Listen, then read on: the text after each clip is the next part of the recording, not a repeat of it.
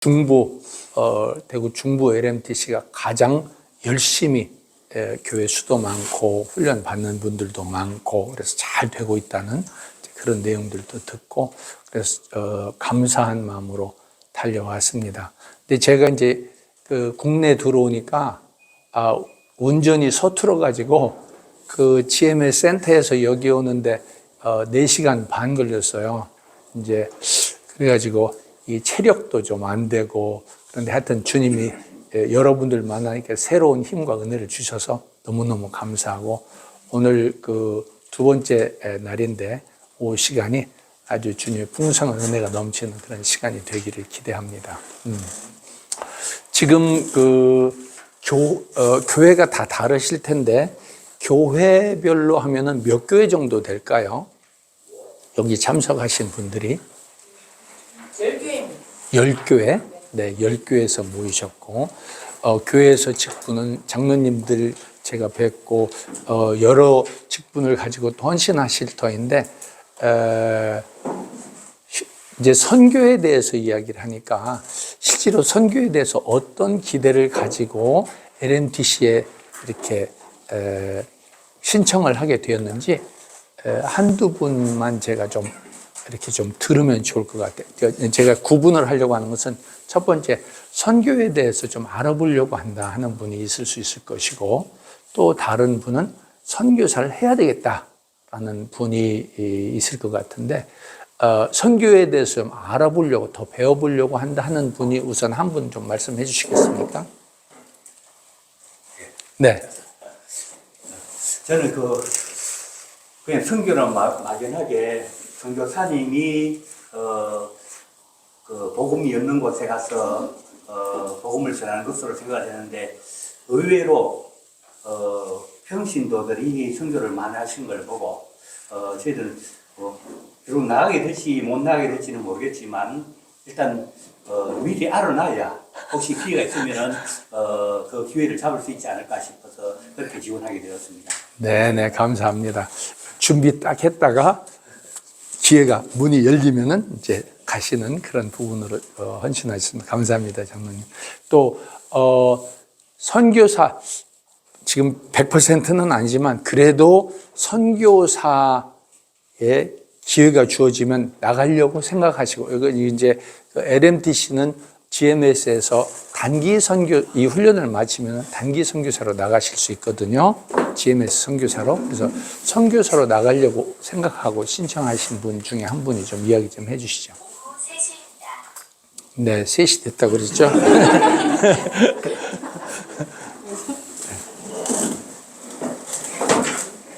혹시 이쪽에 좀 있으신가요? 선교사로 지금 국내에서 하는 일도 잘 하고 있지만 주님이 부르셔서 선교사를 한번 헌신해야 되겠다 하는 그런 분이 있을 것 같은데 한 분 누가 좀 이야기해 주시겠습니까?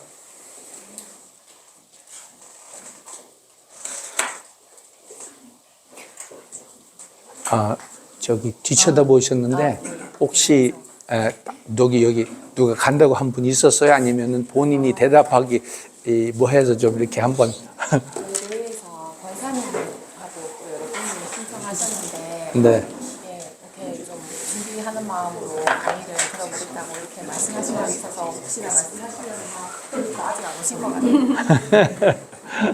네. 제가 이제 와서 지금까지 진행된 부분들 오늘 제 강의 제목은 변화하는 필드 이해와 현장 이해인데 사실은 필드에서 변화되는 내용들을 여러분들에게 드릴 말씀은 많아요. 내용은 많은데 오늘 2세션이고 여러분들에게 꼭 필요한 어떤 내용들을 좀 준비해 가지고 나눠드려야 되겠다 해가지고 제가 평신도 선교사 그리고 선교사 훈련 부분에 대해서 한번 초점을 맞춰봤어요. 여기 계신 분들이 전부 선교사로 나갔다. 그러면 어떻게 될까요?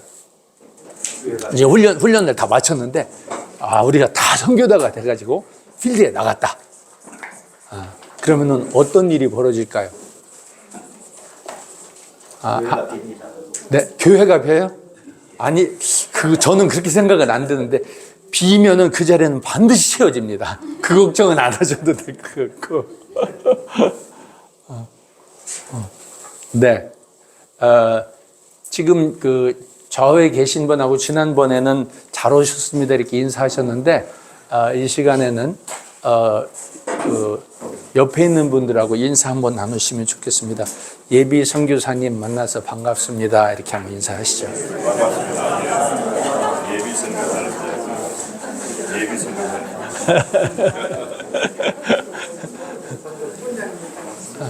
지금 이제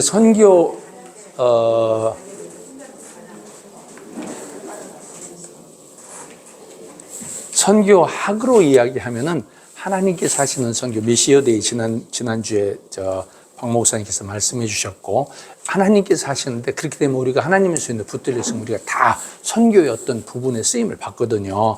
그러면은 선교사라는 직분을 받을지 안 받을지는 모르지만 하나님의 선교에 쓰임을 받는다는 이제 그 부분을 이제 같이 인식하고 이해해 주시면 좋겠고, LMTC에 오신 분은 저는 선교사가 된다고 믿고 강의를 해요.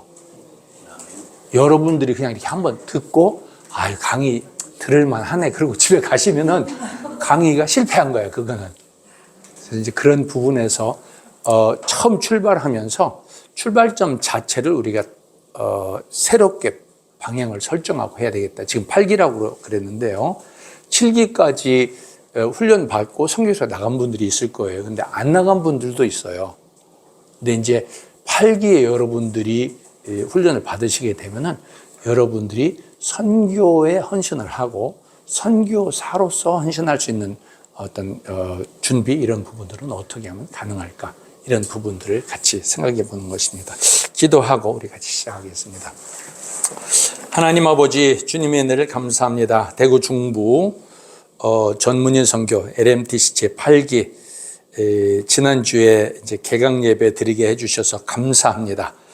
성령님께서 이미 저희 마음에 감동을 주셔서 선교를 어떻게 할 수 있을지, 과연 내가 할 수 있을지, 그리고 주님께서는 저희를 통해서 어떠한 계획을 가지고 계신지, 이러한 부분들을 저희들이 알고 정말 주님께서 부르시고 보내시는 그때에 잘 쓰임 받기 위해서 저희들이 이제 훈련을 받고 있습니다. 성령님께서 친히 저희 가운데 계시고 저희 각 사람의 심령이 성령님으로 충만케 하여 주시옵소서.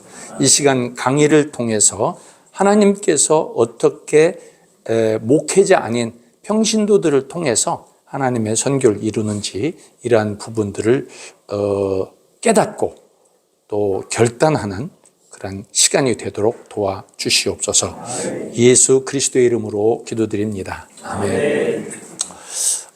여기 이제 제가 제목을, 여기 그 개강 예배에는 변호하는 필드 이해와 현장 이해 그랬는데, 제가 34년 동안 그 선교지에서 있었던 내용들이 어떻게 변화됐는지를 다 말씀드리려면 시간이 좀 필요할 거예요. 그런데 그 부분 간략하게 말씀드리고, 그러나 그거보다 더 중요한 것은 여러분들이 주님의 부르심을 받아서 과연 어떻게 헌신할 수 있을까? 저는 그 부분이 더 중요한 부분이라는 생각이 들고, 그리고 제가 그 LMTC 강의 커리큘럼을 보니까 이런 내용들이 다루어져야 될 필요가 있는데, 이론적인 부분이 좀 많이 다루어져서 안타깝다는 심정으로 강의를 준비를 했습니다. 그러니까 오늘 강의 들으시고 여러분들 가운데 지금 등록하신 분이 전체가 몇 분이죠? 34분. 네. 제가 선교하면서 경험한 내용으로 이야기하면은, 보통 단기 선교팀이 오면 10명이 오면 그 중에 1명은 선교사 헌신을 합니다. 이거는 제가 오랫동안 사역하고 가지고 있는 거기 때문에, 여기는 제가 보기에는 단기 선교팀이 10%가 헌신을 한다고 할 것 같으면 LMTC 훈련받는 분들은 몇 프로쯤 헌신할 것 같아요? 20%? 네. 그러면 여기서 6분이 나온다는 거예요. 6분. 6분이나 7분. 그러니까, 아, 나는 아니겠구나. 이런 안도감은 갖지 않으시는 것이 좋습니다. 다만 6분이나 7분이 곧 나가게 되고, 다른 분들은 또 준비하다가 언젠가는 주님이 부르시면은 쓰임을 받는다는 이제 그런 내용입니다. 아멘입니까? 아멘. 네. 이제 그 LMTC라고 그러는데, LMTC가 이제 영어인데 한국 사람들은요, 영어의 본래의 의미에 대해서 깊이 생각하기보다는 그냥 이름 붙여놓으면 그냥 그 이름을 불러요. 그래서 LMTC, 뭔지 모르지만 하여튼 LMTC, 이렇게 이야기하는 거예요. 근데 지금 현재 GMS에 42개의 LMTC가 있는데, 이 LMTC에서 사용하는 단어는 로컬이라는 말 써요. Local Missionary Training Center. 이렇게 이제 하는데, 로컬이라는 말은, 지방이라는 말이에요. 지방. 근데 이 단어는 우리 GMS하고는 맞지 않아요. 왜 안 맞냐면은 GMS는 앞에 G자를 붙여놨어요. 이 G자가 무슨 G자냐면은 글로벌. 글로벌이 뭐예요? 전 세계에, 이게 글로벌이에요. GMS가 하나님으로부터 받은 사명은 글로벌인데, 이 이름을 LMTC를 로컬로 바꾸면서 글로벌과 로컬은 양극단이에요. 양극단. 그래서 이 이름은 조금 생각해 봐야 된다. 제가 볼 때 이 이름이 어디서, 왜 로컬이라는 말이 왔는가 생각하니까 우리 교단에 총신이 있고 지방의 신학교가 있어요. 들어보셨어요? 지방신학교. 네. 그래서 선교사 훈련을 GMS 본부에서 하는 거는 GMTA이고, 우리 각 지방에서 하는 것은 지방훈련원이다. 뭐 이런 의미로 해서 로컬이라는 말을 붙였을 것이다. 저는 이렇게 추정을 해요. 근데 그 본래적인 의미, 이거를 처음 만든 분이 누구냐면은 GMS에서 사무총장님 하시고 총신 교수님 하시고 지금 은퇴하신 강승삼 목사님이 1994년에 이걸 시작을 하셨어요. 그때는 YMTC라고 시작을 했어요. YMTC. 그러면 Y가 뭐겠어요? 한번 생각해보세요. Y. 영맨, 영워만. 맞습니다. 그래서 목사 사모들을 선교사로 훈련시켜서, 이게 지금 녹음되는 거죠? 네. 목사 사모들을 훈련시켜서 내보냈는데, 목사 사모들만 나가면 안 되겠다. 영맨, 영워먼을 훈련시켜서 내보내야 되겠다고 생각한 것이 YMTC. 맞죠? YMCA 아닙니다. YMTC를 만들었는데, 3개를 만들었어요. 부산, 대구, 또 한 지역 3군데를 만들었는데, 2년이 지나서 그 이름을 바꿉니다. 뭘로 바꿔요? LMTC로. Y를 L로 바꿨어요. 그때 왜 L로 바꿨을까? 이것은 로컬로 하려고 한 건 아니고, 레이라는 말은 목회자, 풀타임으로 복음 사역을 하는 그 안수받은 목회자와 뭐라 그래요? 대조가 된달까? 좀 구별이 되는 평신도 그룹들을 대상으로 훈련을 해야 된다는 의미에서 LMTC로 이제 시작이 된 거예요. 그래서 제가 가로치고 레이라는, 제가 로컬을 빼버리면은 당장 또 문제가 될지도 모르니까, 그래서 로컬 가로치고 레이 미셔너리 트레이닝 센터 이렇게 해가지고 여러분들이 지금 무슨 학교에 와 있는가, 무슨 훈련을 받고 계신가를 잘 생각할 수 있도록 하기 위해서 이 제목을 붙인 거예요. 이 부분은 이해가 되셨죠? 네, 고맙습니다. 저를 좀 소개할게요. 요거는 이제 저하고 제 아내 이명국 선교사입니다. 저는 이제 태국과 싱가포르에서 34년간 사역했고요. GMS에서는 식말수 지부장을 했고요. 식말수가 뭐야? 굉장히 이름이 촌스럽잖아요.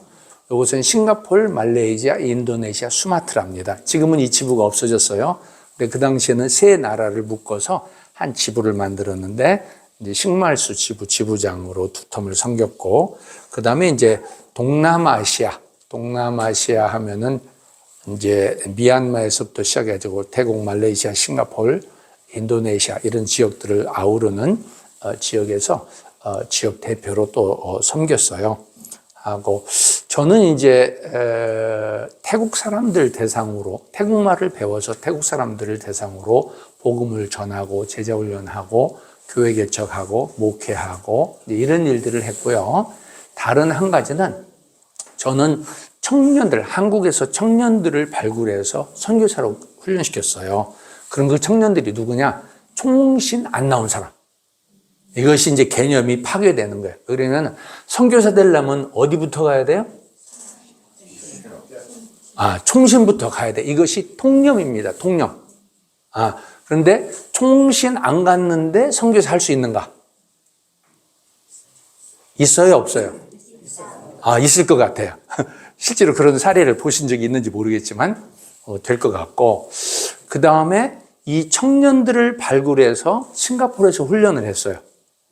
그래서 이 사람들을 태국으로 들여보내가지고 태국에서 사역을 하도록 했는데, 그렇게 해서 제가 훈련시킨 사람이 한 70명 정도 됩니다. 예. 그거를 하다 보니까 OMF라는 단체 혹시 들어보셨어요? 못 들어보셨어요?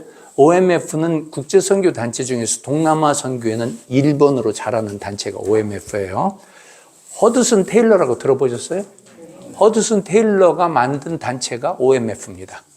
처음에 그분이 만든 단체가 CIM, China Inland Mission 해가지고 중국 선교를 하다가 중국이 공산화되면서 이제 중국에서 선교사들이 다 떠났잖아요. 650명가량이 다 떠납니다. 우리 지금 GMS도 중국에서 선교하던 분들이 대부분 지금 나왔거든요. 근데 그 당시에는 모든 선교사가 다 중국을 떠났어요.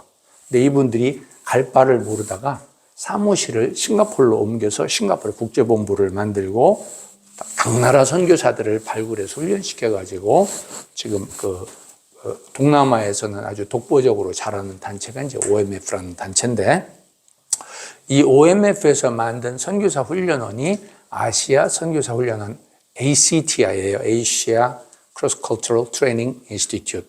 근데 이제 저는 이제 토종 한국산 합동교단의 목사고 선교사도 GMS 파송을 받았기 때문에 OMF하고는 무관합니다. 근데 이제 제가 싱가포르에서 선교사를 훈련시키는 거를 보고 OMF를 비롯해서 각 선교 단체 디렉터들이 저를 초청해가지고 HTI 원장을 좀 맡아주시오. 그래가지고 가서 원장을 한 6년 정도 제가 했습니다. 근데 이제 저는 사실은 태국말로 밥을 먹고 살아야 되는데 이 ACTI는 또 영어로 해요. 그래가지고는 제가 뭐 영어를 얼마나 하겠어요. 그래가지고 하여튼 뭐 할 수 있는 거 배운 거 가지고 이제 가서 훈련을 시키는데, 하다 보니까 영국 목사님들도 이제 훈련을 받으러 오는 거예요. 그래서 번데기 앞에서 주름도 좀 잡고 하면서 이제 선교사 훈련을 했습니다. 그래서 14개 나라에서 온 선교사님들을 훈련해서 18나라, 아시아에 있는 18나라에 가서 사역하는 이제 그런 부분들을 하게 되었고요. 제가 이제 주로 해온 사역은 이제 태국과 싱가포르에서 태국인 사역을 했는데, 태국에서 시작했고, 사연이 있어서 싱가포르로 사역지를 옮겼어요. 그래서 싱가포르에서 이주민 선교를 94년부터 시작했습니다. 이제 지금 한국 이주민 선교가 또 굉장히 중요한 내용으로 나오고 있죠.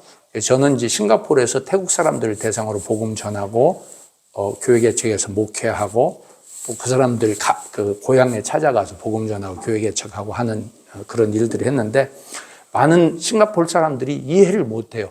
왜 한국 사람이 싱가포르에 와서 태국 사역을 하느냐?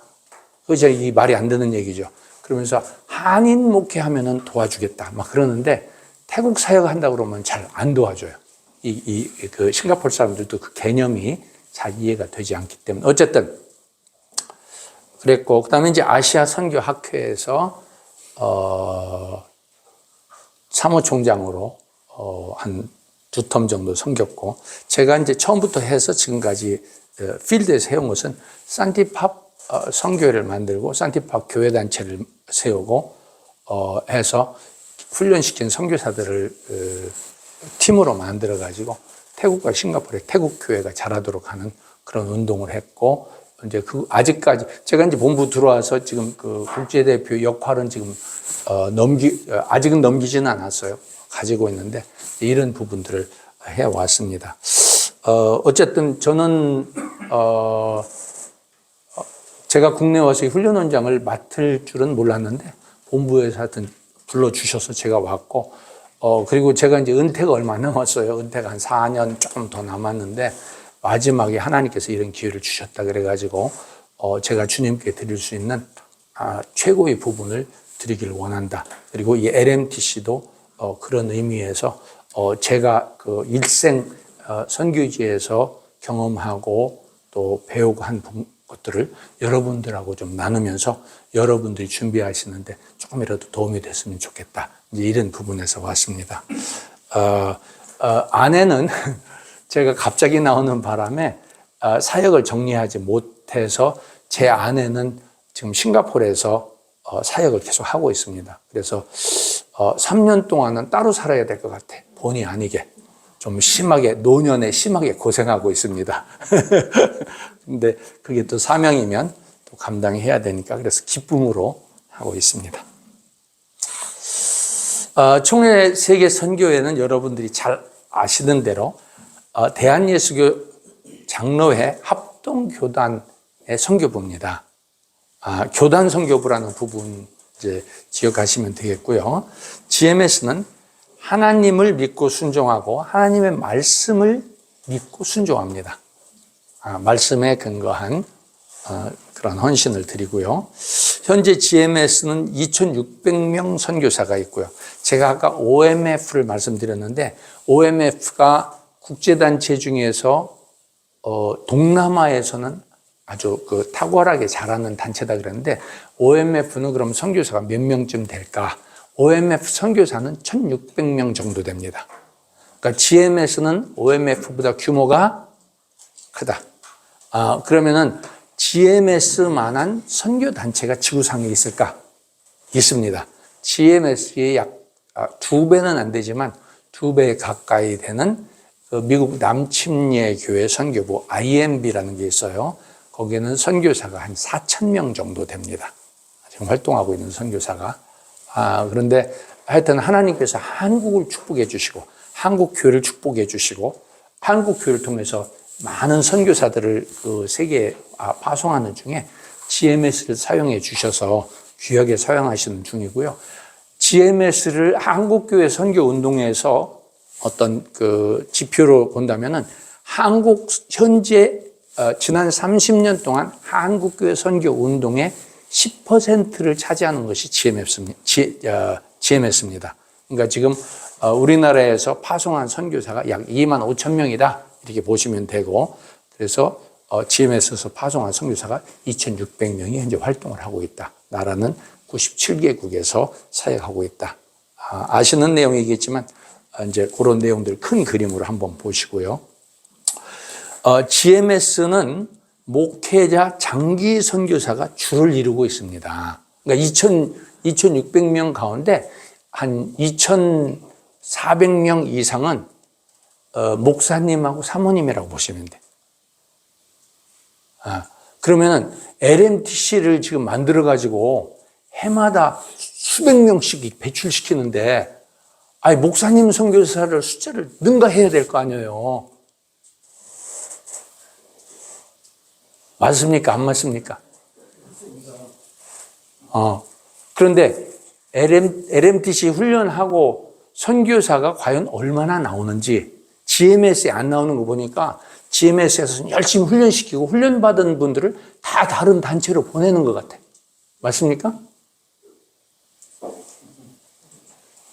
하여튼 우리가 생각을 해야 돼요. 장로님들도 계시고 실제 교회에서 어떤 일들이 일어나고 있는가 이걸 보시면서 강의를 들으시면 좋을 것 같아요.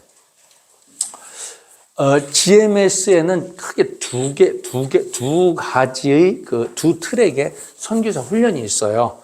이제 제가 이제 훈련 원장으로서 와서 그걸 맡게 되는데, 하나는 GMTI고 다른 하나는 대표적인 것이 LMTC입니다.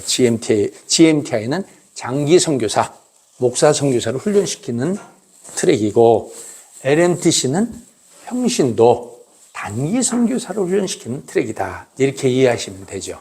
이해가 잘 되시죠? 그러니까 여러분들은 이 훈련 받고 꼭 선교사로 나가셔야 돼요. 안 나가시려면 주님 앞에 분명한 이유를 대야 돼. 왜 나가시는가? 훈련까지 받아놓고, 주님, 제가 훈련은 받았는데 제가 저를 떨어뜨립니다. 해가지고 자기가 스스로 안 가는 거야. 1년씩 훈련 받고, 그거 잘 생각해야 돼요. 어쨌든, 그래서 GMTI는 세계에 나가서 헌신하는 선교사를 길러내는 훈련 프로그램이고요. GMTI는 훈련 장소를 GMS 본부 안에 두고 있습니다. 그리고 GMTI는 GMS 장기 선교사를 대상으로 훈련을 하고요. 또 장기 선교사는 모든 민족에게 그리스도의 복음을 전하는 그런 사명을 가지고 헌신을 하게 됩니다. 그러니까 보통 여러분들이 각 교회에서 이렇게 선교사님들 위해서 기도하고 또 후원도 하고 하시는데, GMS에서 파송된 선교사라면은 대부분이 단기 선교사도 일부 있을 수 있어요. 근데 대부분이 지금까지는 장기 선교사였다. 그러면은 LMTC가 존재하는 이유, 여러분들이 지금 강의를 들어야 되는 이유, 훈련을 받아야 되는 이유는 뭐냐? 대한민국에 목회자 가정이 많아요, 평신도 가정이 많아요. 그러면은 GMS에서 선교사를 보내면은 목회자 가정이 많아야 돼요, 평신도 가정이 많아야 돼요. 근데 평신도들이 헌신을 안 하는 건지, 아니면 교회의 구조가 평신도의 헌신을 뭔가 조금 이렇게 길을 확 열어주지 않고 조금 자꾸 이렇게 제동을 거는 것은 아닌지, 이런 부분들을 생각을 해야 되는 거죠. 여러분이 섬기는 교회에서 어떤 역할로 섬기든지 이 부분에 대해서 계속 기도하면서 여러분들이 훈련을 받는, 지금 보니까 막 이 두꺼운 책으로 여러분들이 공부하시는데 열심히 공부하시기 바랍니다. 저는 그 내용은 안 다뤄요. 그러나 제가 드리는 말씀은 이 내용들에서 건더기를 뽑아가지고 우리가 직접 할 수 책을 이거를 12권을 떼도 헌신 안 하면 꽝. 그래서 여러분들이 선교에 대해서 진지하게 생각하고 주님께 기도하고 선교사로 헌신할 수 있는 그 부분들을 제가 도와드리기 위해서 지금 이야기를 드리는 거예요. GMS 선교 비전을 간단하게 정리하면은, GMS는 세계 미전도 종족을 선교의 대상으로 삼습니다. 미전도 종족이라 들어보셨죠? 혹시 10-40 창이라는 것도 들어보셨어요? 네. 이게 다 아시는 거예요. 다 아시는 거예요. 그러면 여러분은 어디로 가시기로 결정하셨어요? 10-40 중에 한 군데만 골라야지. 우리가 다 가기는 또 그렇잖아. 비행기 싹도 그렇고 시간도 한계가 있고. 그래서 미전도 종족, 지금 어떤 부분에서는 복음이, 교회가 없는 나라는 지구상에 뭐 거의 없다고 봐야 되겠지만, 그러나 복음이 전해진 정도를 보면 복음을 듣지 못한 사람, 예수 그리스도의 이름을 듣지 못한 사람들이 아직 많이 남아 있어요. 그래서 그 사람들을 찾아가는, 제가 이제 태국 선교를 한다고 그랬는데, 지금 태국의 선교사님들이 한 1000명 넘는 것 같아요. 그런데 그러면 태국에 예수 믿는 사람들이 마을마다 다 있느냐? 그렇지 않습니다. 태국의 기독교인이 지금 한 0.6% 돼요. 0.6%면은 이제 어떻게 되냐면은 지금은 한국에서 그런 기도 안 해요. 옛날에 제가 어릴 때 권사님들이 기도하면은, 하나님 아버지 감사합니다. 천에 하나 만에 하나 고르고 뽑아 예수님 믿게 해주시고, 이런 기도를 했어요. 여러분은 그런 기도 들어보지 못하셨죠?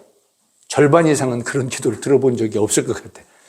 무슨 얘기냐면은, 하나님이 복음을 듣고 예수님을 믿게 하는 사람이 1000명에 1명 아니면 10,000명에 1명이라는 거예요. 근데 태국은 1000명에 6명. 1000명에 6명인데 이렇게 하면은 감이 안 와요. 제가 다시 표현할게요. 예수님을 믿는 사람이 사는 마을 1000개 중에 6개만 예수님 믿는 사람이 살아요. 990개 마을에는 예수님 믿는 사람이 한 명도 없어요. 그러면 그림이 조금 더 선명해집니까? 그래서 우리가 복음을 전하고 교회를 세웠는데 어딜 가야 돼? 예수님을 모르고 예수님을 믿어야 구원받아야 돼. 안 그러면 그저 멸망받아야 될 사람들을 우리가 찾아가서 복음을 전한단 말이에요. 미전도 종족. 선교사를 전략적으로 선교지에 배치한다. 굉장히 좋은 내용인데 이 부분이 조금 쉽지 않은 부분입니다. 이제 각 선교 단체마다 아니면 교단마다 선교사를 보내는 방법이 달라요. 먼저 우리 합동측 교단부터 이야기할게요. 합동측 교단은 선교사 헌신자가 먼저 나는 이 나라를 가야지 나라를 정해요, 자기가. 그래가지고 파송교회를 찾는데 파송교회 목사님이나 장로님이 그 나라 가지 말고 우리가 보내려고 하는 나라는 여기야. 그러면은 나라가 어디로 바뀌어요? 선교사가 주님으로부터 받은 나라로 보내져요? 아니면은 교회가 가라는 나라로 가게 돼요? 교회가 가라는 나라로 가게 돼요. 그런데 이제 교회마다 다 열심히 있어가지고 많이 보내는 나라가 있어요. 많이 보내는 나라. 뭐 나라 이름을 따로 댈 필요는 없고 이 교회도 그 나라, 저 교회도 그 나라 보내면은 선교사들이 그 나라로 몰리게 돼 있어요. 그래가지고 처음에는 선교사 숫자가 없을 때는 복음을 전하는 것이 선교사 수가 한 명 늘어나면 효율이 올라가다가 선교사 숫자가 어느 선을 넘어가면은 선교사와 선교사가 같은 단체 소속인데도 불구하고 누가 왔는지 누군지 몰라요. 그러면은 협력을 하겠어요? 안 하겠어요? 협력을 못 해요. 그러면은 협력을 못 하는데 다투겠어요? 안 다투겠어요? 선교사들은 절대로 안 다툴 것 같죠? 지금 이제 그런 현상들이 이미 필드에서 일어나고 있어요. 어떤 필드는 선교사의 숫자가 필요한 숫자로 이 정도 숫자면은 여기서 효율적으로 사역을 할 수 있다는 숫자가 넘어가 버리면은 거기에서 질서가 망가지면서 효율적으로 사역을 할 수 없는 지역도 나온다는 얘기예요. 전략적인 배치가 됐습니까? 안 됐습니까? 안 됐죠. 다른 단체 이야기예요. 어떤 단체는 우리도 그런 게 있는데 지역 선교부가 있어요. 지역 선교부. 지역 선교부에서 우리 지역의 금년에 선교사가 몇 명 필요합니다. 20명 필요합니다. 본부에서는 선교사를 훈련시켜서 우리 지역으로 20명 보내주십시오. 그러면은 가령 18개 지역이 있다. 그럼 18개 지역에서 20명, 30명, 10명 이렇게 해가지고 쭉 하면은 훈련시켜서 이제 보내주는 거예요. 전략적인 배치가 조금 더 낫지 않겠어요? 이제 그런 부분. 그 다음에 어떤 단체는 한 텀을 마치면은 한 텀 마친 선교사님들을 다 다시 불러서 고생한 얘기도 들어주고 또 훈련시켜서 리더십을 개발해가지고 리더십으로 더 전략적인 위치로 보내. 그러면 좋겠어요? 안 좋겠어요? 좋겠죠? 이런 부분들이 GMS에서 일어날 거예요, 이제 앞으로. 저는 일어나리라고 믿고. 그래서 이런 부분들에 대해서 여러분들이 같이 이 개념을 이해해 주시고 기도를 해 주시세요. 전략적인 배치라는 것이 그냥 말로 전략적인 배치가 아니고 이게 어떻게 해야 전략적인 배치가 될까 하는 부분들을 같이 기도하고 방법을 찾으면서 헌신을 해야 되는 거죠. 그 다음에 이제 팀 사역을 한다. 그런데 사역팀, 지부, 지역선교부, 본부가 팀으로 사역한다. 지금 이제 제가 GMS에서 몸담고 30년 이상 헌신하는데 GMS는 지부 조직이 선교사님들의 헌신보다 나중에 했어요.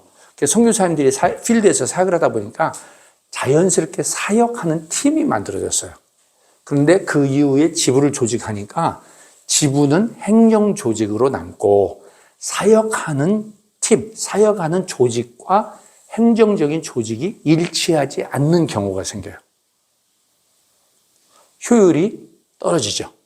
그래서 어떻게 하면은 지부와 지역선교부와 본부, 그리고 지부 안에 있는 사역팀이 전체가 각 단계별로 팀 사역을 할 수 있는가 하는 부분들을 가지고 고민을 하고 있어요. 여러분들도 이제 실제로 헌신하시게 되면은 혼자 이렇게 선교사 헌신했으니까 죽든지 말든지 그냥 이렇게 내보내가지고, 선교사는 원래 죽기를 작정한 거니까 가서 죽으라고 그런 교회들 많아요. 그게 아니고 다 돌보아주고 팀 안에서 역할들을 분담하면서 함께 주님의 일을 이루어가는 이런 선교를 하는 거죠. 이런 면에서는 GMS가 방향 설정은 매우 잘한 겁니다. 그래서 하고, 그 다음에 이 사회와 교단, 교회 모두를 선교에 참여하도록 한다. 우리 교단에 교회가 많잖아요. 근데 이제 조금 더 이렇게 기대하는 부분은 우리 교단만 아니고 일반적으로 교회가 대형 교회가 되면 이 교단하고 같이 하는 부분에서 조금 뒤로 물러설 수 있어요. 우리 교회가 독자적으로 한다, 이렇게 나올 수 있거든요. 이런 경우는 GMS하고 협력을 안 해. 교단에 속해 있음에도 불구하고. 그 다음에 교단에 속해 있는 교회 가운데 성도님 숫자가 적고 교회 예산도 적은 교회는 우리 교회 같은 교회는 선교 못해 해가지고 뒤로 물러선 교회. 제가 어림잡아서 뒤로 물러선 교회는 한 8,000교회 정도 될 것 같고, 지금 실제로 선교에 열심히 하고 있는 교회는 한 2,000교회. 그리고 큰 교회 중에 독자적으로 하는 교회는 저는 조사 안 해봤어요. 몇 개 있겠죠, 뭐. 근데 이게 이제 다 하나로 연결돼서 팀을 하고 거기에서 이 사회가 만들어지고 함께 비전을 보면서 한다면은 주님께서 사용하시는 GMS가 세계 선교에 더 귀하게 쓰임받을 수 있지 않겠는가. 이제 이런 꿈을 꾸면서 계속 기도하고 이걸 놓지 않고 그 선교 비전을 붙들고 헌신하는 거예요. 여러분들 선교 헌신하시면서 이런 부분들을 딱 붙들고 헌신을 해 주시기를 부탁을 드립니다. 요거는 이제 제가 국내 들어와서 GMTI에서 훈련시킨 선교사 후보생들하고 이제 훈련하는 중에 강의실에서 하는 사진은 제가 안 골랐고 밖으로 나간 사진을 골랐어요. 좀 자연스럽게 하려고 하고 또 한국을 해야 되니까. 이거는 지난 언제입니까? 1월 달이네요. 1월 달에 114기 훈련생들하고 한라산을 갔어요. 한라산을 갔는데 사실 그 LMTC 훈련하면서도 이렇게 한라산 한 번씩 갔다 오고 그러면 좋지 않겠어요? 그런 거 전에 한 적 있는가요? 없어요? 이게 필요한데. 왜 필요하냐면 나중에 여기 선교 헌신자가 나오잖아요. 선교지 안 간 분들은 선교지 헌신한 사람들에게 다 헌금해 줘야 돼요. 선교사로 헌신도 안 하는데 헌금도 안 하면 되겠어요? 안 되겠어요? 그러니까 일단 여기 들어오면 빠져나갈 길이 없어요. 그래서 그 팀이 만들어져야 돼. 팀. 헌신을 하는 헌신. 몸을 들이고 시간을 들여서 나가서 하는 헌신이 있고, 내가 지금 나도 나가기를 원하지만 내가 여건이 안 돼. 그러나 주님이 나에게 기도하게 하시고 내가 조금씩 헌금해서 하면은 십시일반이라고 한 명 나가고 9명이 후원하면 한 명 보낼 수 있거든요. 이제 이래가지고 하는 거지. 그래서 그런 것들이 여기 GMTI에 그걸 의도한 건 아니었지만 이제 어떤 팀 빌딩을 위해서 간 거죠. 그 다음에 요거는 어제 갔다 온 겁니다. 어제 115기를 훈련하고 있는데 어저께는 북한산을 갔어요. 사실은 저는 한라산도 처음 가봤고요. 북한산도 처음 가봤고요. 그리고 산은 별로 가본 적이 없어요. 왜 그러냐면은 제가 태국에서 사역하는데 태국은 전부 평지야, 평지. 방콕과 이 북동부 지역은 저 북쪽 가면 높은 산이 있어요. 근데 제가 사역하는 데는 전부 평지여서 한국의 산이 그리웠어요. 그러다가 싱가포르로 갔더니 싱가포르에는 산이 있는데 싱가포르에서 제일 높은 사람이 해발 170m예요. 그래가지고 170m를 올라가면서 한국 산을 그리워했어요. 그런데 사실은 가고 싶긴 했지만 지난 1월 달에 한라산을 간다는데 날은 춥죠. 눈은 왔죠. 제가 죽는 줄 알았어요. 한라산 가가지고 이게 제대로 살아서 돌아올 수 있을까. 그리고 막 본부에서는 원장이 여기 한라산 통과 못하면 다시 선교지로 돌아가라고 막 그래가지고 협박을 제가 좀 받아가지고 죽어도 이건 통과해야 되겠다 그래가지고 저도 하여튼 한라산 잘 갔다 왔습니다. 그래서 이제 체력도 기르고, 그 훈련생들하고 팀워크도 다지고 그러면서 서로를 잘 이해하고 사랑하는 이제 그런 기회를 가졌는데 하여튼 서로 사랑하고 좋은 분위기 가운데 선교사 훈련. 선교사들은요, 선교지 한번 가면 일생 다시 못 만나는 사람들도 있어요. 왜? 선교지가 서로 다르기 때문에 이게 만난다는 게 굉장히 어려워요. 그래서 있을 때 깊이 사랑해야 돼. 헤어지면 그냥 그리워하고 할 수 없어요. 기도하고. 이제 LMTC를 제가, 이거는 이제 여러분들 거. GMS는 세계 나가 헌신하는 선교사를 기르는 거예요. 여러분들이 지금 그 대상자예요. 세계에 나가서 헌신할 대상자들이 지금 이 방에 모인 거예요. 그 열기가 느껴지세요? 안 느껴지세요? 헛 웃음만 나와요? 저는 제가 하여튼 GMS 원장 할 때는 저는 이 얘기만 하고 다닐 거예요. 하여튼 LMTC에서 선교사가 나 쏟아질 때까지 계속 저는 이야기를 하고. 왜? 생각을 해보세요. 선교사 훈련했는데 선교사가 안 나와. 그러면은 문을 열어야 돼요? 닫아야 돼요? 닫아야 된대. 아니, 우리가 금방 닫을 일은 아니고, 왜 선교사가 안 나오는가를 깊이 들여다봐야 돼요. 나올 때까지. 그렇죠? 그러니까 그런 부분들 여러분들이 헌신도 하시지만 이 LMTC 안을 여러분들이 들여다보셔야 돼요. 우리가 왜 훈련 받았는데 우리 안에서 선교사가 안 나오지? 심각한 질문입니다.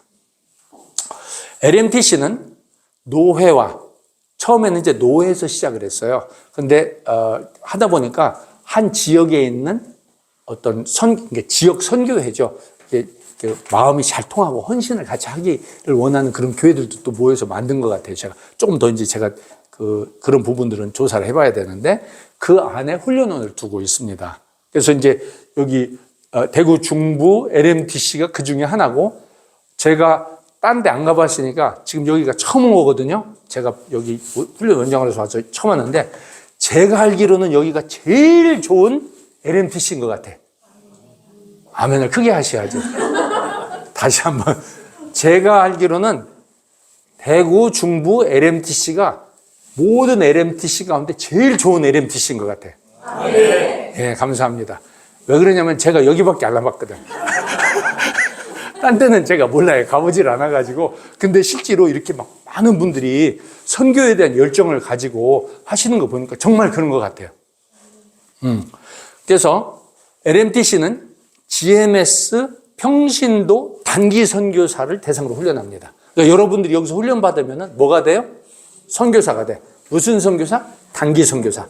근데 이거를 평신도 단기 선교사라고 하는데 그 앞에 상표, 이름을 뭘로 붙여요? GMS 선교사. 이거는 중요한 말은 아니지만 여담인데 어떤 목사님이 오셔서 그러시더라고요. 요새는 GMS 선교사 안 되면 다 야매야, 야매. 야매라는 말 혹시 들어보셨어요? 야매도 선교는 해야죠. 근데 그만큼 GMS가 좋은 선교사들을 배출하고 선교를 잘하고 있다는 그런 의미에서 이제 말씀해 주신 것 같아요. 그래서 여러분들이 헌신하시면은 여러분들이 헌신을 통해서 GMS가 더 좋은 선교회로 자라고 주님께서 맡겨주신 사명을 잘 감당하게 될 줄도 믿습니다. 단기 선교사는 가서 뭐 하느냐? 제가 여기다 써놨는데 장기 선교사와 더불어 선교 사명을 감당한다. 혼자 가가지고 막 한다고 허집어 놓으면은 이게 기존에 있던 것도 망가질 수가 있어요. 이게 이런 게 있어요. 성을 세울 때는 며칠 걸려요? 성을 세울 때는? 오래 걸려요. 성을 부술 때는 몇 년 걸려요? 7일. 성을 세우는 거는 오랜 세월이 걸려요. 성을 부수는 거는 한순간이면 부술 수 있어요. 근데 선교사 헌신한다고 가가지고 성을 한순간에 부수면 되겠어요? 안 되겠어요? 절대로 안 되죠. 그래서 혼자 단기 평신도 선교사로 여러분이 헌신을 하게 되면은 혼자 가서 막 이렇게 해집고 다니겠다가 막 이렇게 문제를 일으켜가지고 사놓은 성을 무너뜨리면 안 되고 장기 선교사님 옆에 서가지고 이렇게 따라다니면서 하시면은 그분 사역이 여러분 사역이 되는 거예요. 그분이 20년 했으면은 여러분들이 거기 가서 2년 하고, 나 20년 해놓은 사역, 나 거기서 했어. 막 해가지고 하나님이 사용해 주신 것을 주님을 높이고 세상에 알리고 또, 중보 기도자들, 구해가지고 함께 주의 뜻을 이루는 거죠. 그래서 이제, 평신도 선교사 훈련, 이번 세션이 1이고 다음 시간이 2인데, 1 부분에 대해서 제가 좀 생각을 해보려고 합니다. 평신도 선교 헌신, 평신도 선교사 헌신, 선교사, 선교와 선교사, 보통 이제 선교 훈련 이렇게 말하기도 하고 선교사 훈련 이렇게 말하는데 저는 선교사 훈련 이 말을 더 맞다고 생각해. 왜 그러냐면은 요새 한국의 의사 때문에 막 나라가 시끄럽잖아요. 근데 다 자기가 자기 병을 고칠 수 있다고 우리는 만인 의사설 해가지고 다 자기가 자기 병을 고치면은 어떻게 되겠어요? 의사라는 자리가 없어지는 거야. 근데 의사가 되기 위해서는 많은 공부를 하고 연구하고 시험을 통과하고 의사 자격증을 따잖아요. 그래서 이름을 의사라고 붙여줘요. 선교사는 뭐예요? 모든 사람이 다 선교사면 아무도 선교사가 아니에요. 제가 지금 선교사 훈련하는 입장에서 드리는 말씀은 선교사를 길러내는 거예요. 지금 선교에 대해서 그냥 좋은 얘기 한번 들어보자 그 내용을 이야기하는 게 아니고 제가 그리고 한 분 한 분이 와서 강의하고 훈련하는 것은 좋은 선교사가 길러져서 하나님의 일을 할 수 있도록 하는 거기에 목적을 두는 거예요. 이 부분을 훈련 마칠 때까지 잊어버리시면 안 돼요. 제가 다른 내용들보다 그냥 성경에 나오는 두 인물을 잠깐 생각해 보려고 그래요. 한 사람은 마가, 다른 한 사람은 디모데. 보통 선교 얘기하면 바울 아니면 뭐 누구를 이야기를 해야 되는데 바울은 이제 지금으로 이야기하면은 목회자, 장기 선교사 뭐 이렇게 비켜놓고 그러면은 바울이 당시에 GMTI에서 훈련을 받고 장기 선교사로 헌신했다면 그 당시에 바울의 시대에 LMTC를 통해서 훈련받고 헌신한 사람은 누가 있을까? 이렇게 생각을 해보니까 마가하고 디모데가 있을 것 같아. 그 맡긴지는 몰라요. 그런데 LMTC를 마쳤을 것 같아. 둘 다. 자, 여기 보십시다. 사도행전 12장 25절에 보시면은 바나바와 바울이 예루살렘 교회가 어려운 그 기근을 당해서 헌금을 들고 가서 전해주는 일을 마치고 거기서 예루살렘에서 누구를 리크루트해요? 마가라 하는 요한. 그러니까 마가는 어디에 LMTC 나왔어요? 예루살렘 LMTC 나왔어요. 예루살렘에서 사실 우리 같은 훈련을 받지는 않았겠지만 예루살렘에서 선교에 대한 얘기를 듣고 그거 나도 한번 해볼까? 그래가지고 바나바와 바울을 따라가지고 이제 헌신을 나선 거죠. 그리고 얼마나 할지는 몰라. 그리고 단기 선교사는 단기하는 게 굉장히 중요해요. 그건 제가 좀 이따 말씀드릴게요. 디모데는 주로 이제 제자, 바울과 디모데의 관계를 설명할 때 강조가 많이 되는데, 디모데가 어떻게 헌신했는지도 우리가 한번 생각해 봐야 돼요. 디모데는, 보십시다. 사도행전 16장 1절에 3절 보시면, 바울이 더베와 루스드라의 이름에, 거기 디모데라 하는 제자가 있으니, 네, 루스드라에는 LMTC를 졸업했어요. 그래서, 디모데를 소개하는데 그 모친은 유대인이요 부친은 헬라인이라.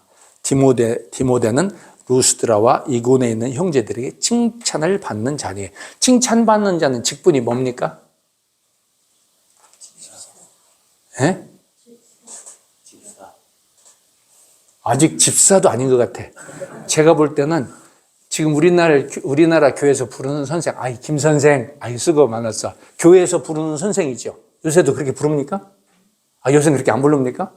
아, 이제 30년 전 얘기해서 죄송합니다. 제가 한국을, 요새 그냥 성도 중에 좀 예쁜 사람을 뭐라고 불러요? 형제. 예? 형제. 아, 형제. 아이고, 철수 형제. 아이고, 수고 많은. 이 디모데는 지금 형제급이에요, 형제급. 그냥 사람이 괜찮아요. 젊은 친구가 사람이 괜찮고, 직분 없어요. 직분 없고. 그랬는데, 그 다음에 보시면, 바울이 그를 데리고 떠나고자 할 때 이게 뭐냐, 리크루트 하는 거예요. 평신도를 리크루트 하는데, 그 지경에 있는 유대인들을 위하여 그를 데려다가 뭐를 했어요? 할례를 행했다. 이거는 이제 또 여러 가지 부분에서 문화적인 여러 가지 이유가 있지만 제가 신급으로 이야기할게. 여기서 할례를 행했다는 것은 목사 한 수 받는 것과 무슨 관계가 있습니까? 지금 디모데가 어느 급이에요? 어느 급? 안수 집사예요? 목사예요? 전도사예요? 강도사예요? 지금 급이 어디예요? 할례를 받으면 세례 받는 예수를 믿기는 믿었는데 아직 이 세례를 제대로 안 받았어. 그래서 세례를 주는 그런 급으로 헌신을 한 거예요. 그러니까 루스드라 LMTC 갱신이 졸업한 거지 사실은. 그래서 지금 바울 팀에 합류를 한 거예요. 그러니까 성경에서 나오는 인물들이 나중에는 뭐 이렇게 훌륭한 지도자도 되고 뭐 이런 부분들이 가능하지만 사실 그 인생의 과정에서는 아주 기본적인 훈련을 통해서 실제로 주님의 나라를 위해서 준비하는 그런 과정을 가졌다고 보는 거죠. 이 당시의 훈련은 LMTC라는 강의실에 들은 것보다는 리더들을 따라다니면서 배우는 아마 수련생 입장에서 아마 헌신을 하게 된 건 아닌지 이렇게 생각이 됩니다. 제가 지금 혼자 계속 이야기하는데 조금 피곤한 분이 있으신 것 같아요. 심호흡을 3번 하시겠습니다. 기지개 키셔도 됩니다. 그리고 친하지 않아도 어깨 한 30초 주물러 주셔도 됩니다.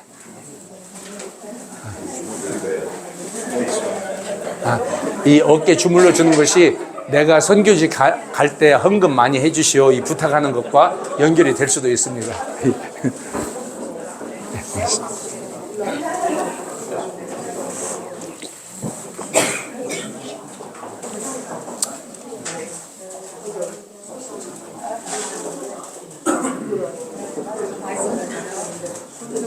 네.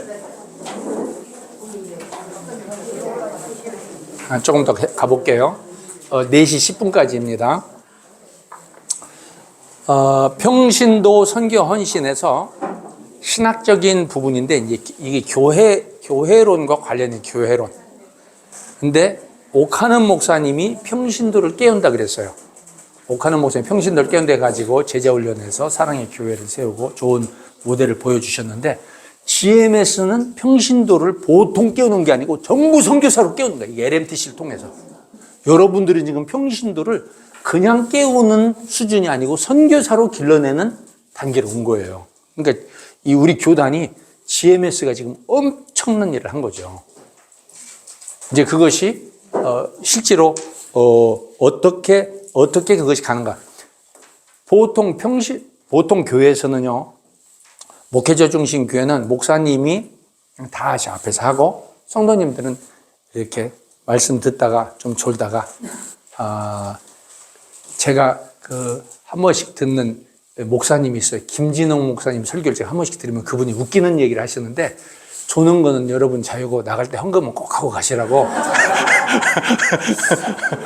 이제 당부를 하는데 근데 이제 사실은 그런 상황이 벌어질 수도 있지만 목회자 주도적으로 할 때는 수동적으로 앉아 있으면서 일주일 내내 일하고 수고하다가 예배 시간에 잠깐 막 졸고 이럴 수 있다고요. 근데 이제 그러면 사실은 능력이 없는 거야. 졸게 되면은.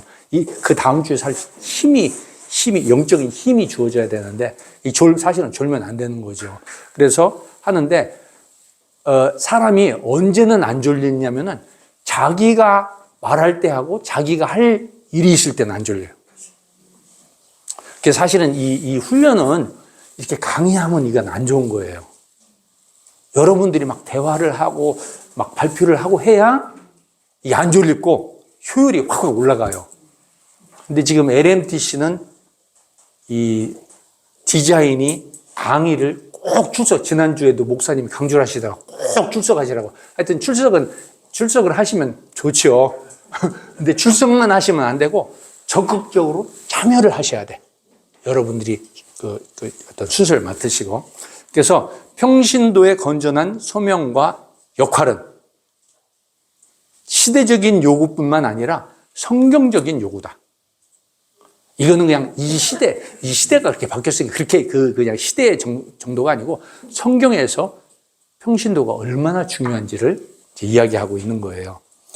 그리고 그래서 그 루터가 만인 제사장설을 이야기하는데 교역자의 역할은 평신도가 제사장임을 깨닫고 여기 착각하시면 안 됩니다. 교역자의 역할은 평신도가 담임 목사님이 제사장님을 깨닫고 이렇게 하면 이게 해석 잘못한 거예요. 성도님 한 분 한 분이 우리가 그리스도 앞에서 제사장님을 깨닫게 되는 거예요. 그거를 깨닫도록 도와주는 분이 목회자예요. 그래서 제사장으로서의 특권과 사명을 행사하도록 하는 것이 그 건강한 교회의 모습이다 이거죠. 그러니까 여러분들이 사실은 지금 선교사로 나간다는 그런 얘기는 뭐냐면은 복음의 제사장이 되는 거예요. 복음의 제사장. 로마서의 마지막 장에 가면 바울이 그 표현을 써요. 내가 복음의 제사장 되었다. 그리스도의 복음을 들고 주님의 부르심을 받아가지고 기꺼이 희생 제물이 되든지 희생 제물을 드리는 자로서 헌신하는 거죠. 그래서 여러분들이 여기 오신 것은 하나님의 섭리 가운데 하나님이 여러분을 구원해 주신 것 못지않게 중요한 일이 지금 여기서 이루어지고 있습니다. 우리가 구원받은 일도 너무 중요하지만 우리가 지금 이 자리에 와서 내가 평신도인데 선교를 꿈꿔? 이거는 놀라운 일입니다. 자, 그 다음 평신도 선교 헌신에서 역사적인 관점으로 제가 이 공부를 다 그럴 시간이 없기 때문에 하나씩만 이렇게 따온 거예요. 미국에서 학생 선교 자원 운동이라는 것이 일어납니다. 이게 이제 1886년에 매사추세츠 노스필드라는 데서 대학생들이 모여서 수양회를 했어요. 여기에는 하버드, 프린스턴, 예일하고 그 미국과 캐나다의 그 89개 대학에 있는 학생들이 약 200 몇십 명이 참석을 했어요. 여기 사진에 나온 게 그 장면입니다. 여기에서 누가 설교를 했냐면은 피어슨이라는 목사님이 설교를 했어요. 한국에 피어슨 신학교 있죠. 피어슨 신학교. 평택신학교. 평택대학교. 같은 분의 줄기입니다. 이분이 말씀을 전했는데 이분이 말씀을 전한 제목이 뭐냐면은 여기 All should go to all. 이게 설교 제목이에요. 우리 LMTC 하니까 영어도 한번 해보십시다. All should go. All should go는 should라는 것은 뭐뭐 해야만 한다 이런 얘기예요.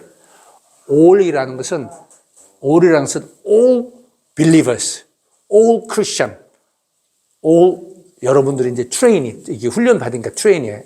LMTC 트레이니, all LMTC 트레이니 should go. 여러분들은 모두 가야 된다는 얘기예요. 이분이 저보다 먼저 이야기했어요. All should go. 그 다음에 또 뭐라고 그랬어요? Go to all. 그곳이 어디에? 여기서 뒤에 나오는 all은 온 세상이라는 뜻이에요. Go to the world. 온 세상을 향해서 여기 있는 우리 모두는 다 가야 되고 우리는 온 세상을 향해 나가야 된다. 이게 설교 제목. 이거에 대학생들이 필이 꽂혀가지고요. 일어난 운동이 학생 선교 자원 운동인데 실제 이걸 통해서 엄청난 일이 일어납니다. 중국으로 인도로 한국에도 선교사들이 왔어요. 대학생들이. 그래가지고 헌신을 합니다. 그런데 이 학생 자원 운동에 5가지 특징이 있어요. 요 부분, 밑에 보시면 첫째, 학생들이 해외 선교 사역을 생업으로 생각. 이게 무슨 얘기냐면은, 대학교 나오면 전공이 있잖아요. 전공으로 하여튼 뭐 밥을 먹고 살아야 될 거 아니에요. 그러니까 우리나라에서도 내가 어차피 밥 먹고 살아도 이걸 밥 먹고 사는데 내가 전 세계에 나가서 이 공부한 이걸 가지고 밥 먹고 살으면서 복음을 전해야 되겠다.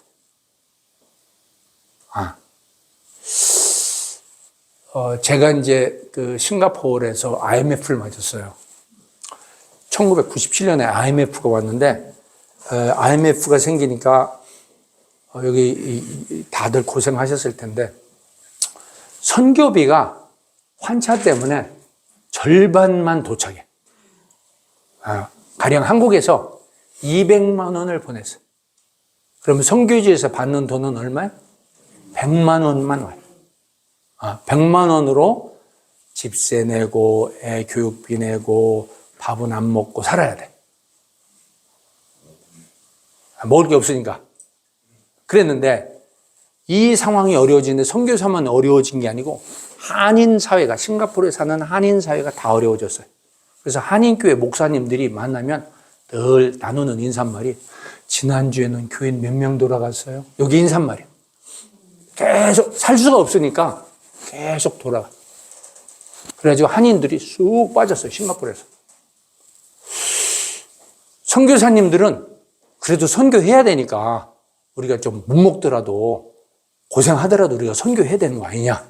그래서 선교사님들이 모여서 둘씩 짝을 지어가지고 세워뒀던 집을 하나를 뺐어요. 왜? 집세를 못 내니까 두 집이 아파트가 크지는 않지만 한 채에 한 가족이 살았는데 한 집은 빼고 두 집이 그 아파트 값을 분담해가지고 사는 거예요. 거기서 아파트 값 세가 내려가는 건 아니잖아요. 그렇게 살다가 보니까 살 수 있어요, 없어요? 애도 있고 살 수가 없어. 그래서 선교사님들도 다 철수. 하여튼 제가 싱가포르에 30년 살았는데 싱가포르 이제 많은 분들이 그렇게 물어보셔요. 선교사님은 선교비를 얼마나 받길래 그 비싼 나라에서 이렇게 30년 동안 선교를 하셨어요? GMS가 좋은 단체입니다. 선교비를 현지인 수준에 맞게 살도록 후원을 해주는 게 맞는데 태국에 있을 때는 그렇게 하더니 싱가포르 가니까 그렇게 안 해. 그래서 제가 이제 우스갯소리로 하는 것은 싱가포르에서 살아남는 방법은 하늘에 까마귀가 어디 날아다니는지 까마귀를 잘 봐야 되고, 까마귀 다 쳐다보면은 떡 갖다 주잖아요. 떡. 그 다음에 허리띠를 튼튼한 걸 사가지고 허리띠를 딱 졸라매야 돼. 배고플 때 허리띠가 시원찮으면 일어나지를 못해. 허리띠를 딱 졸르고 사는 거예요. 그런데 제가 제 얘기를 하려고 하는 게 아니고 하나님이 하신 일을 제가 말씀드리려고 그래요. 국내에서 IMF가 터지니까 한국에서도 큰 파동이 일어났어요. 해외에서 박사학위를 따온 분들은 국내에서 전부 해고당했어요. 왜 그러냐면은 봉급이 국내 박사학위 소지자보다 해외 박사학위 소지자가 3배 내지 4배를 더 받았어요. 그랬는데 회사도 타격을 받으니까 사람을 줄여야 되는데 누구를 줄여요? 그렇지. 그래서 해외 박사학위 소지자를 다 잘랐어. 하루아침에. 그러니까 한때는 잘 나갔는데 미국에서 박사학위를 따오고 국내에서 봉급도 많이 받고 막 잘 나갔는데 해고당하니까 갈 데가 없게 됐어요. 그 가운데 그리스도인이 있었겠어요? 없었겠어요? 그리스도인이 있었어요. 이분들이 비통한 마음으로 기도하다 보니까 옛날에 헌신했던 생각이 나요. 청년 시절에 주님께 간절히 기도해. 주님이 저를 축복해 주시면 제가 주님 나라를 위해서 헌신하겠습니다. 헌신했는데 어느덧 좋은 회사에 좋은 봉급을 받다 보니까 다 잊어버리고 다 이렇게 살았는데 IMF 때문에 딱 꺾이고 이제 모든 게 다 끊어져 버린 거예요. 이거 어떻게 해야 되지? 실직자 됐으니까. 이분들이 기도를 하다가 사명을 깨달은 거예요. 그래가지고 싱가포르를 가자. 그래가지고 이제 싱가포르이 좋은 나라가 싱가포르는 백 없어도 줄 없어도 취직이 실력만 있으면 취직이 돼요.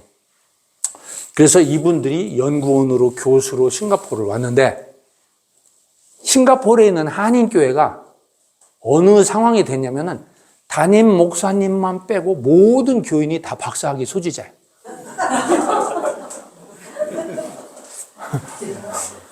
너무 이상하죠?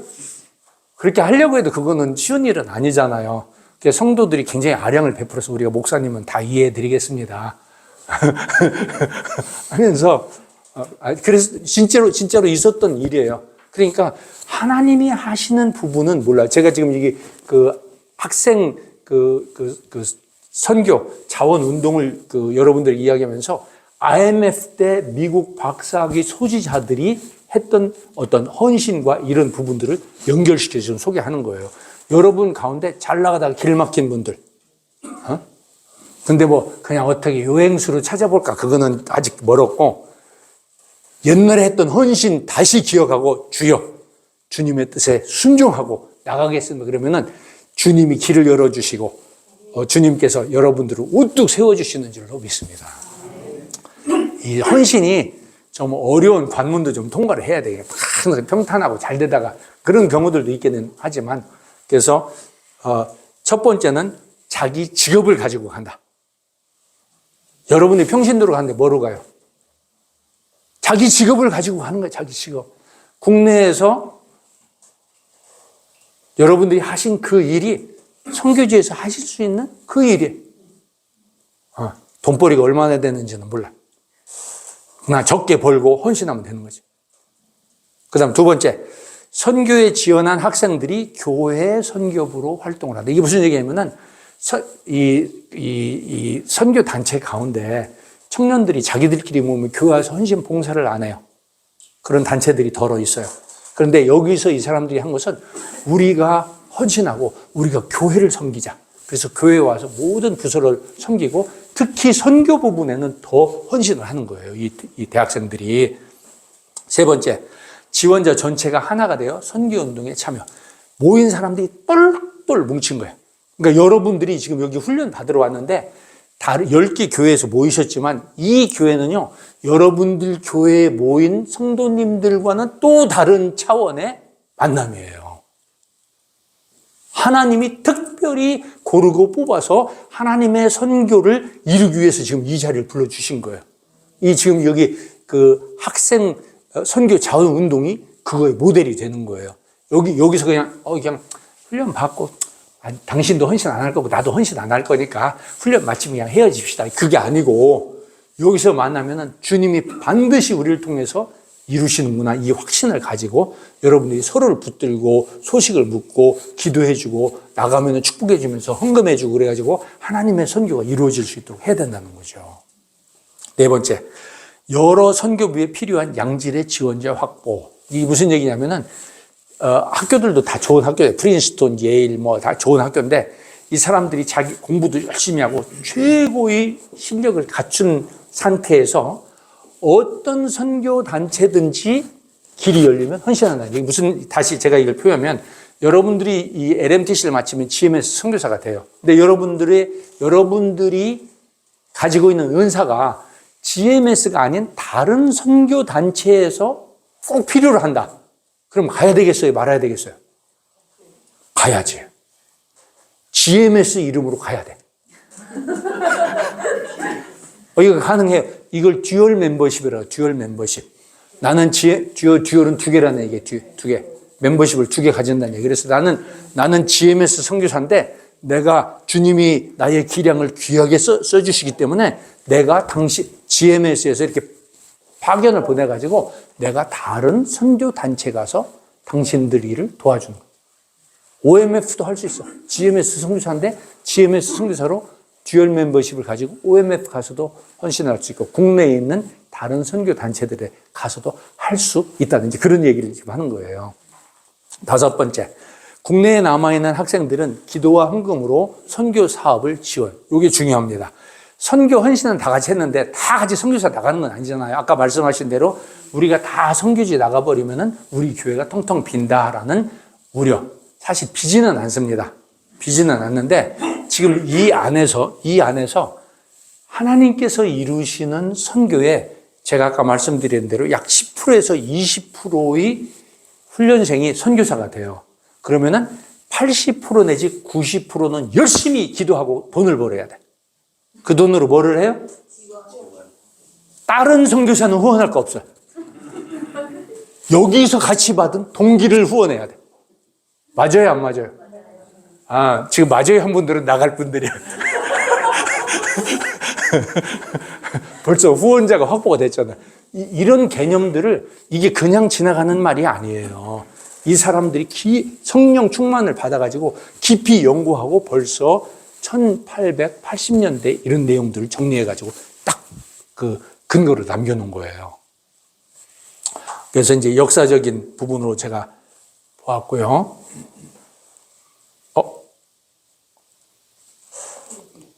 컴퓨터가 왜 안 움직이지? 죄송합니다.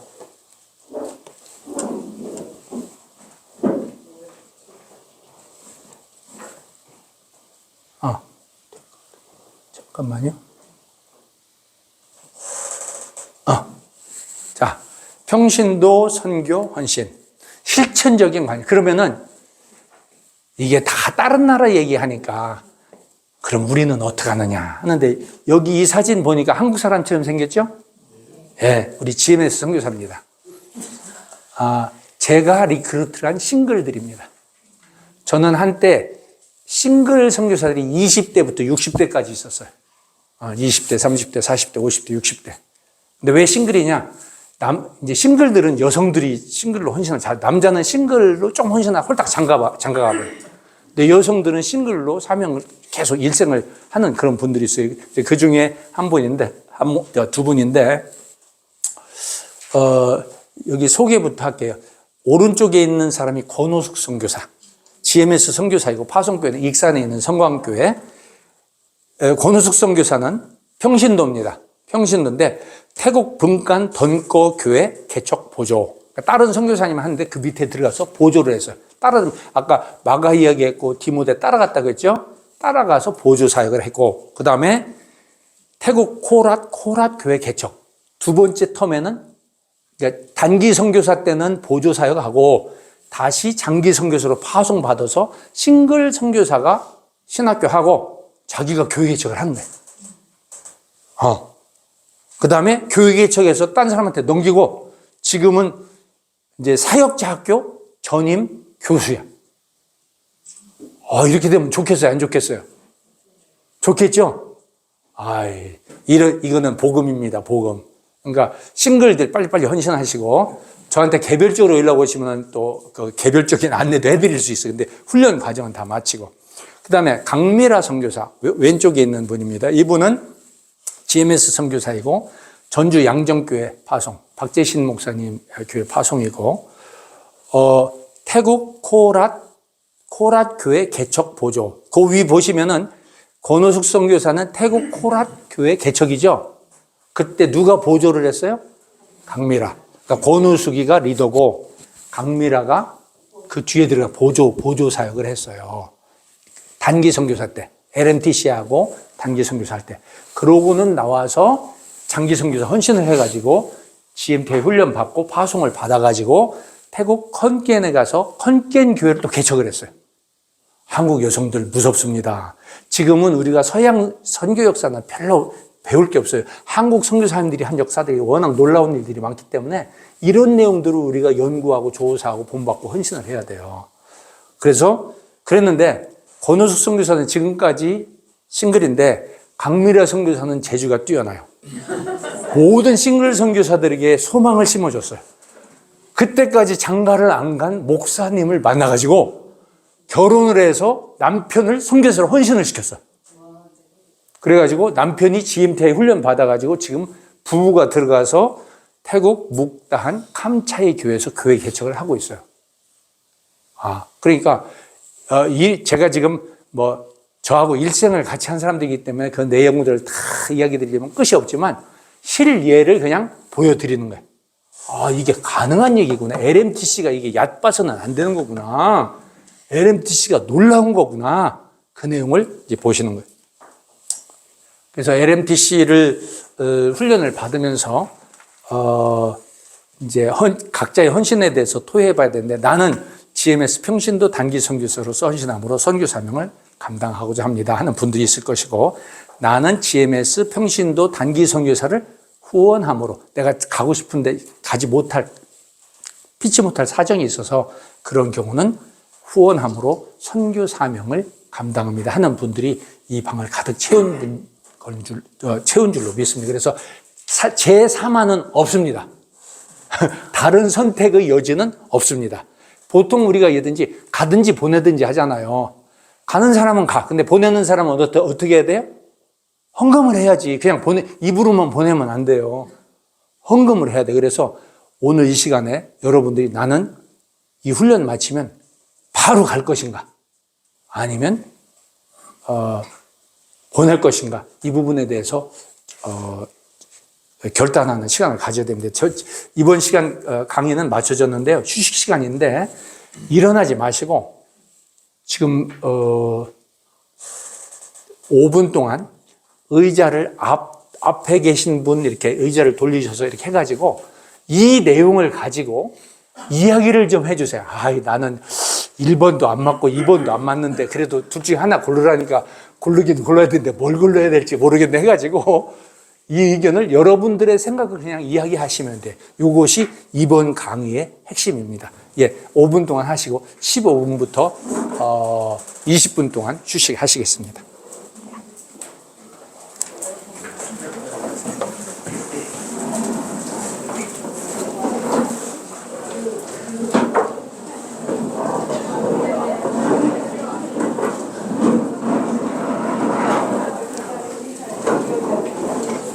네.